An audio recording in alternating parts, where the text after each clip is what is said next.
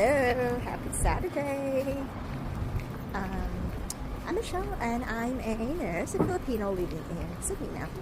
So we all, it's Saturday, so I'm actually on call 7 a.m. to 7 p.m. That's why I really couldn't do anything much, but what I can do is get groceries. So let's go get groceries. We just came from a shop. We bought something and now we're heading to, where are we going now? Going to get pork chops. So this neighborhood, every Thursday, Friday, Saturday, there's always markets here. They're opening now. It's still before 10. So naghanap na siya video. So now let's go to our butchery, our butcher.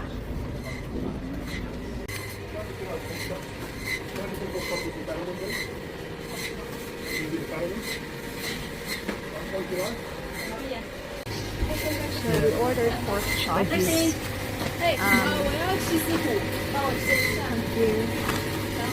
now getting a kilo. It's busy butchery. They are taking our order because we want something with a little bit of fat.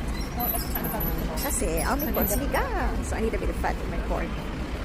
So they're making it, and I just went out because there's just too many people inside. The shop is a little bit small, but they have the freshest meat and you can get cuts what that you like.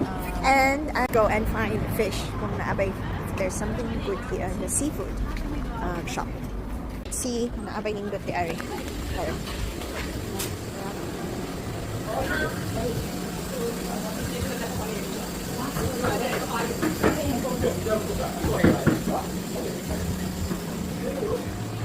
Wala pa sila special.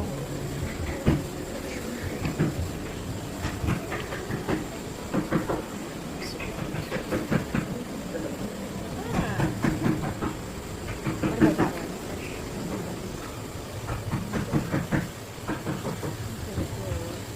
Let me see. Ako si Emperador. What's so much fish food? Else, like 2.98.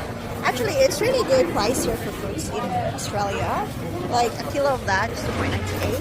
Tapos look at the orange just there. It's 2.88 only. Tapos ang watermelon is 1.98 per kilo.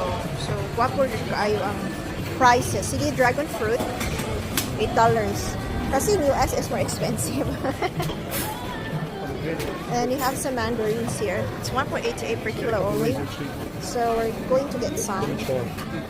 We got some now. Yay! Hello, they have pineapples. 1.88 each only. Hey, they have pineapple.